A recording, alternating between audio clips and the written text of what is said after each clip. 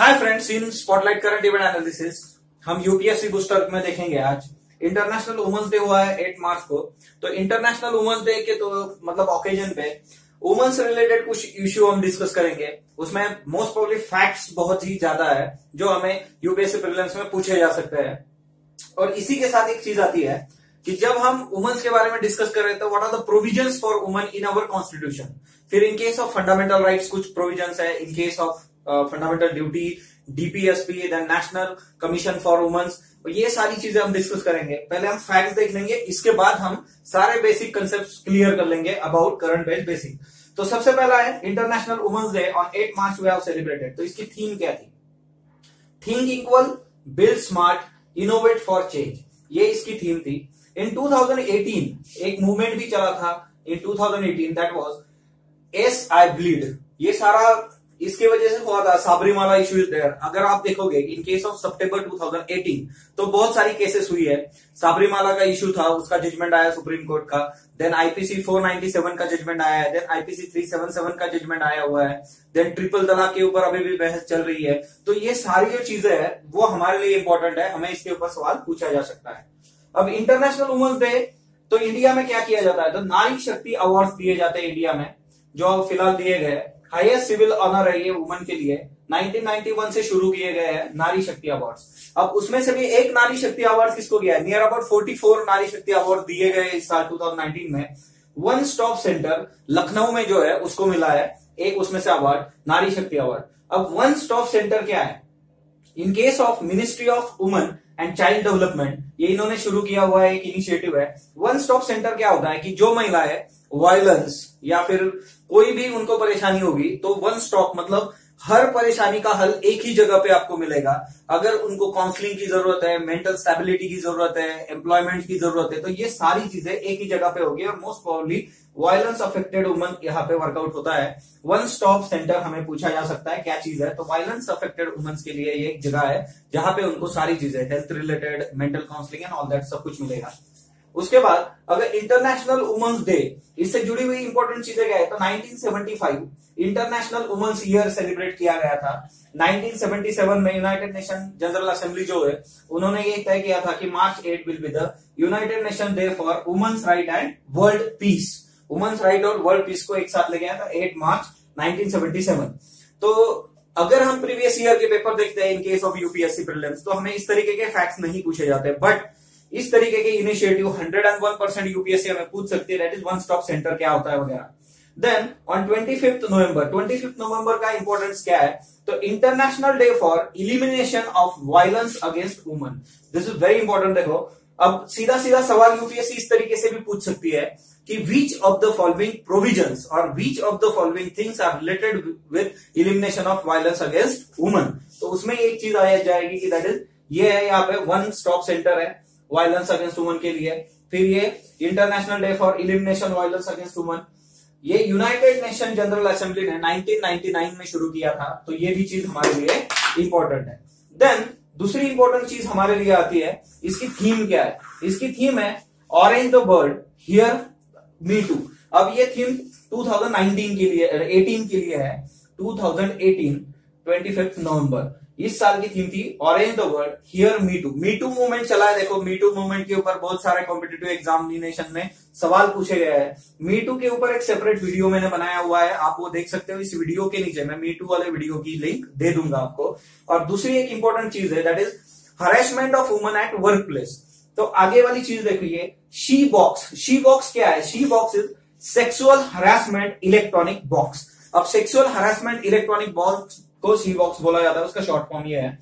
अब यहाँ पे एक चीज है ये कि सेक्सुअल हरासमेंट, तो सेक्सुअल हरासमेंट मी टू से जुड़ा हुआ है। और दूसरी एक चीज है कि विशाखा जजमेंट। तो Vishakha judgment and sexual harassment at work place, इसके ऊपर भी मैंने एक वीडियो बनाया हुआ है, तो उसकी भी लिंक मैं इस वीडियो के नीचे डाल दूंगा। तो ये आपकी जिम्मेदारी है कि मी टू वाला भी आप कंसेप्ट क्लियर कर लो, और विशाखा गाइडलाइंस वाला की हरासमेंट नहीं होनी चाहिए वर्क प्लेस, उसके लिए प्रोविजंस क्या है, वो सारी चीजें आप वर्कआउट वहां से करोगे। ये सारे जो प्रोविजंस है वो किसके अंदर आते हैं? Ministry of women and child development. अब safe work place is a women's right. ये शी बॉक्स की टैगलाइन क्या है? हर चीज की टैगलाइन आपको पता होनी चाहिए। तो शी बॉक्स की टैगलाइन है a safe work place is women's right. मतलब एक सुरक्षित जगह काम करना महिलाओं का अधिकार है।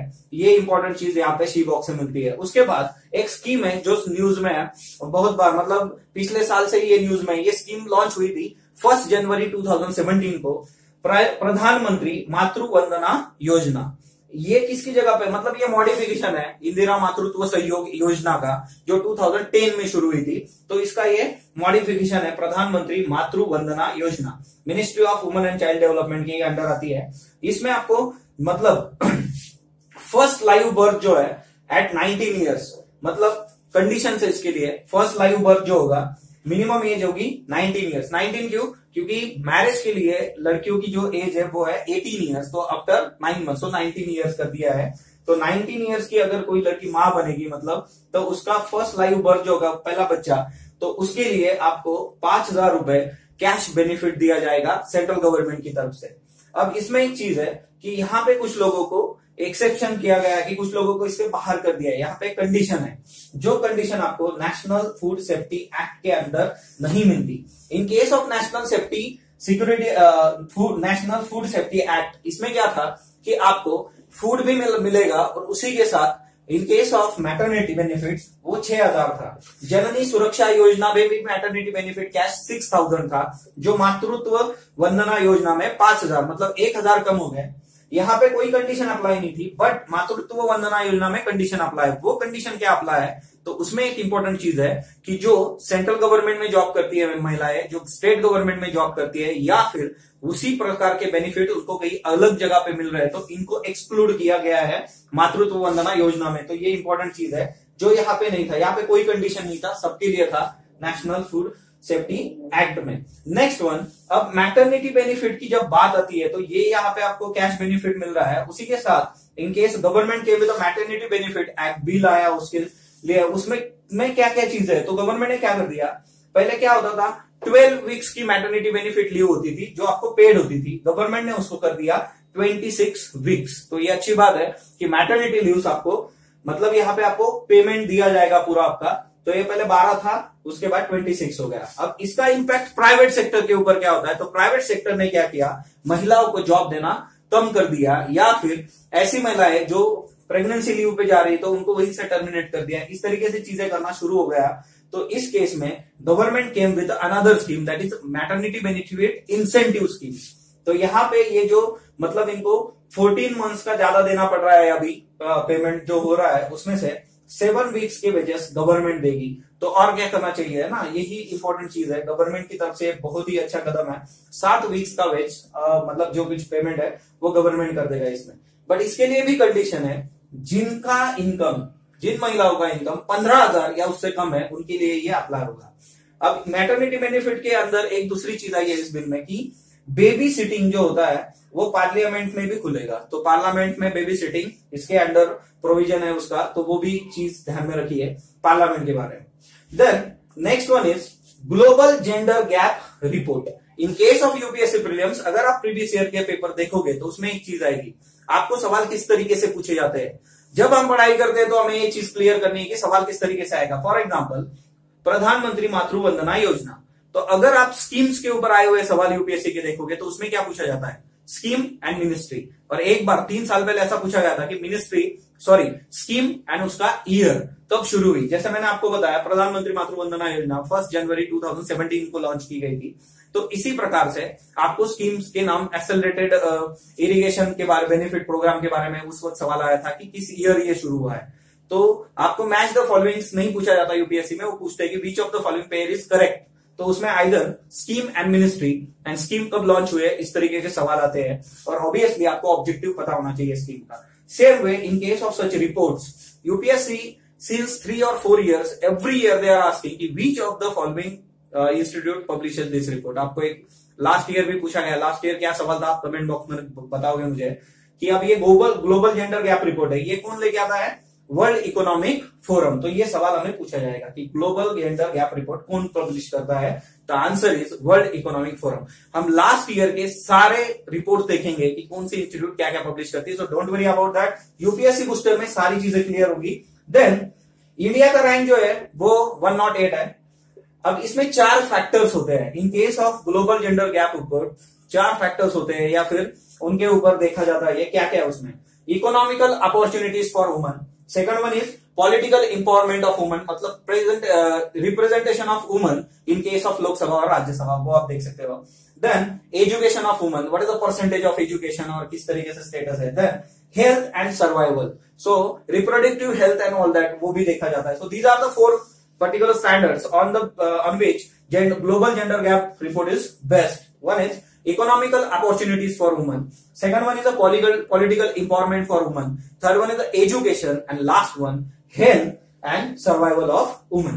Then next one, Laksh is very important program. अब Laksh क्या है? Just we have talked about the health and survival, that is reproductive health of women. So Laksh is for labor room quality improvement initiative. जो labour rooms होते हैं इन case of government hospitals या फिर private hospitals होते हैं, number of things standard maintain नहीं होता है उसका, वहां पे जितनी मतलब प्रॉपरली क्लीनलीनेस होनी चाहिए तो वो वहां पे नहीं होती। तो ये सारी चीजों के लिए लक्ष्य प्रोग्राम है, labour room quality improvement initiative. जहां पे डिलीवरी होती है उसे लेबर रूम बोला जाता है, बच्चे का जन्म जो होता है वो। देन नेक्स्ट वन इज सुविधा कैंपेनिंग। ये सुविधा क्या है? तो सुविधा is 100% degradable sanitary napkin, 100% degradable sanitary napkin होता है। सैनिटरी नैपकिन के बारे में एक प्रॉब्लम है, ये सारे जो मार्केट के ब्रांड्स है इनमें क्या होता है, इनमें प्लास्टिक होता है और वो सारा डिग्रेड नहीं होता है। तो ये एक और चीज है कि हमें जो सैनिटरी नैपकिन देने हैं वो डिग्रेडेबल भी होने चाहिए। अगर हम कंसिडर करते हैं कि इंडिया की सारी औरतें सैनिटरी नैपकिन यूज करना, मार्केट ब्रांड्स यूज करना शुरू कर दे, तो हमारे लिए अगला चैलेंज होगा कि उस पर्टिकुलर प्लास्टिक को किस तरीके से डिग्रेडेट करे, तो वो हमारे लिए एक नई प्रॉब्लम हो सकती है। सो सुविधा इसलिए है 100% डिग्रेडेबल सैनिटरी नैपकिन। देन स्त्री स्वाभिमान, स्त्री स्वाभिमान ये भी low cost sanitary napkin provide करने हमें कि एडोलसेंट एज की गर्ल्स को और वुमेन को, that is low cost sanitary napkin, स्त्री स्वाभिमान। Okay, in case of Maharashtra, so Asmita scheme is there. So number of schemes launched for the sanitary napkin and all that. है ना, Padman movie आई थी तो उसके बाद और भी अवेयरनेस हो गई है। तो role of movies and all that is important in case of mains UPSC. Then Udyam Sakhi portal, उद्यम सखी नाम से ही आता है, उद्यम सखी मतलब जो वुमन एंटरप्रेन्योर्स है या फिर उनका स्टार्टअप है उसके लिए ये हेल्प करेगा, Udyam Sakhi portal. Then West Bengal they came with one new scheme that is Rupashree योजना और रूपश्री स्कीम। ये किस लिए है Rupashree? Rupashree scheme is for girls marriage.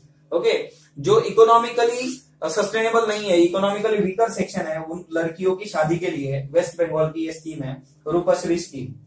Then women and ministry of women child development के बारे में हम बात कर रहे थे। तो वुमेन एंड चाइल्ड डेवलपमेंट में 2 इंपॉर्टेंट इश्यूज है जो चिल्ड्रन से जुड़े हुए हैं, चाइल्ड से जुड़े हुए हैं। देयर इज वन कैंपेनिंग हौसला 2018। हौसला 2018 क्या है? तो इसकी थीम थी चाइल्ड सेफ्टी और इसमें national festival for child care institution, जितनी चाइल्ड केयर इंस्टीट्यूट थी उनका ये नेशनल फेस्ट था और इसकी थीम थी चाइल्ड सेफ्टी। तो इसमें बहुत सारे छोटे बच्चों के लिए प्रोग्राम्स ऑर्गेनाइज किए गए थे, तो इसका नाम है हौसला 2018। Next one child below 5 years, अगर चाइल्ड 5 साल से कम है तो उसकी उम्र कम है तो उसका जो आधार होता है वो ब्लू कलर का होता है, इसीलिए ये ब्लू पेन से लिखा गया है यहाँ पे। सो चिल्ड्रन बिलो 5 ईयर्स उनका आधार कार्ड जो होता है वो ब्लू कलर का होता है। तो ये कुछ फैक्ट्स थे जो हमने वुमेन्स के बारे में देखे। लास्ट ईयर में बहुत सारे फैक्ट्स है, हम और डिस्कस करेंगे इन चीजों को। अब दूसरी इंपॉर्टेंट चीज आती है यहाँ पे कि करंट बेसिक ऑफ वुमेन। अब करंट बेसिक में क्या आएगा कि what are the constitutional provisions for women in our constitution. तो सबसे पहले हम बात करेंगे फंडामेंटल राइट्स की। तो फंडामेंटल राइट्स में आप क्या पढ़ोगे? इन case of fundamental rights will go for article 14, Article 15 and Article 16. Equality before law in case of women. Then in case of 15, there are certain exceptions for women and children as a weaker section. And 16, equal opportunity for government jobs and all that. So Article 14, 15, 16. Then DPSP. तो DPSP में important क्या है? DPSP में important है Article 39A, Article 39D. उसके बाद आता है that is Article 39A. ये 39 के ऑप्शंस हैं, ये उसके बाद 39A उसमें आया था। व्हाट इज 39A क्या है? 39A means that is main and woman दोनों को एडुकेट लाइवलीहुड मिलना चाहिए, that is article 39A। Then ये इसके सब है, ये 39A अलग वाला है। 39 का D क्या आता है? 39 में D जो है वो है that is equal pay for equal work. दोनों को, इन case of main and woman, दोनों को जो पेमेंट मिलेगी एक ही काम के लिए वो सेम होनी चाहिए। आर्टिकल 39A क्या है ना, 39A है that is free legal aid, है ना। फ्री लीगल एड के बारे में है, ये आप डिटेल में पढ़ लीजिए कॉन्स्टिट्यूशन के बुक से या Laxmikanth and all that. Then article 42 is about maternity relief. अब जब maternity benefit and all that हमने इतना डिस्कस किया है, तो उसमें इंपॉर्टेंट चीज क्या है, article 42 maternity relief. The next one article 46 is about special care, okay. Social injustice जिनके साथ हुआ है, एक्सप्लॉयटेशन जिनका हुआ है, तो उनके बारे में article 46। Article 47 about nutrition, okay. So वो भी चीज हमारे लिए इंपॉर्टेंट है, नंबर ऑफ वेलफेयर स्कीम्स हम चलाते हैं, तो वो एक चीज कर लो। देन आर्टिकल 51AE, ये इंपॉर्टेंट है, बहुत बार पूछा जाता है, dignity of woman, fundamental duty. Article 51A उसमें E है, डिग्निटी ऑफ वुमन, तो ये भी हमारे लिए इंपॉर्टेंट है, पूछा जा सकता है। देन आर्टिकल 243D3, ओके, ये पंचायत राज से जुड़ा हुआ है, रिजर्वेशन 1/3 रिजर्वेशन है in case of local self government, in case of woman. उसके बाद आता है article 243D4, 1/3 seats reserve for the chairperson, तो वो भी एक चीज इंपॉर्टेंट है।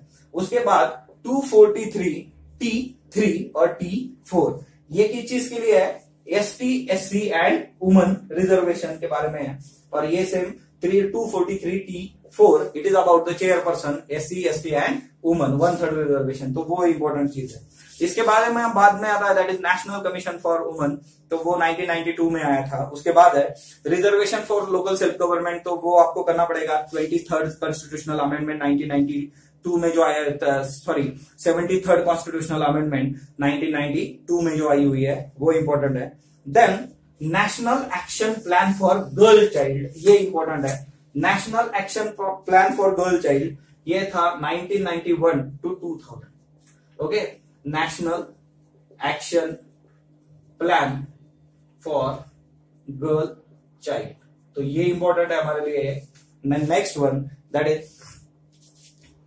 National action plan for empowerment of women, तो ये था 2001 में आया था। So national action plan for empowerment of woman in 2001, national action plan for girl child is 1991 to 2002। सो इस तरीके से स्पॉटलाइट करंट इवेंट एनालिसिस में यूपीएससी बूस्टर में हम फैक्ट देखेंगे इन केस ऑफ यूपीएससी प्रीलिम्स, और उसका करंट बेसिक भी देखते रहेंगे। सो जुड़े रहे स्पॉटलाइट से। स्पॉटलाइट को लाइक कीजिए, शेयर कीजिए, सब्सक्राइब कीजिए, और अगर आपके कोई सजेशंस होंगे तो कमेंट बॉक्स में बताइए। Thank you friends.